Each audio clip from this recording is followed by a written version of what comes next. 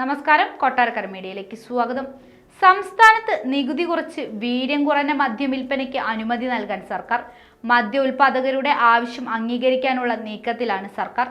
ആവശ്യത്തെ നേരത്തെ ശക്തമായി എതിർത്ത് നികുതി കമ്മീഷണർ അവധിയിൽ പ്രവേശിച്ചു.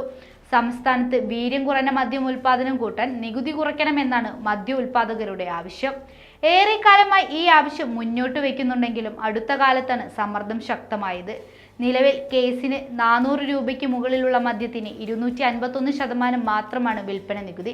400 രൂപയ്ക്ക് താഴെയുള്ള മദ്യത്തിന് 245% നികുതി. പല ഘട്ടങ്ങളിൽ മദ്യവില കൂട്ടിയതോടെ കേസിന് 400 രൂപയിൽ കുറഞ്ഞ ബ്രാൻഡ് മദ്യം സംസ്ഥാനത്ത് ഇപ്പോൾ വളരെ കുറവാണ്. 42.86% സംസ്ഥാനത്ത് പുറത്തിറങ്ങുന്ന മദ്യത്തിലെ ആൽക്കഹോളിന്റെ അളവ്. ഇത് 20% കുറയ്ക്കുമ്പോൾ നികുതി ഇളവ് വേണമെന്നാണ് ആവശ്യം.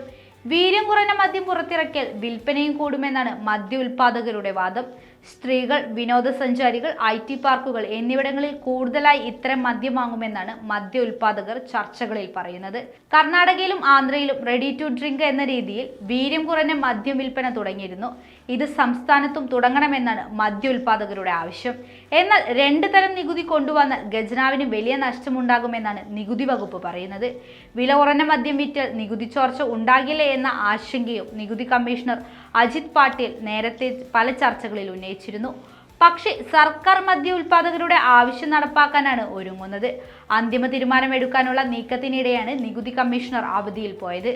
അവധി അപേക്ഷ നേരത്തെ നൽകിയതാണെന്നാണ് നികുതി വകുപ്പ് വിശദീകരിക്കുന്നത്. തെരഞ്ഞെടുപ്പ് അടുത്തിരിക്കെ തിടുക്കത്തിലെ ഫയൽ നീക്കം മദ്യ ഉൽപാദകരിൽ നിന്നും ഫണ്ട് പിരിക്കാനാണെന്ന ആക്ഷേപവും ശക്തമാണ്. നവകേരള സദസ്സിനും കേരളയത്തിനും മദ്യ ഉൽപാദകർ കയ്യൊപ്പ് സ്പോൺസർഷിപ്പ് തുക നൽകിയെന്ന വിവരമുണ്ട്. ഇതിനുള്ള നന്ദി സൂചകമായാണ് നികുതി കുറയ്ക്കാനുള്ള നീക്കമെന്ന വിവരവുമുണ്ട്.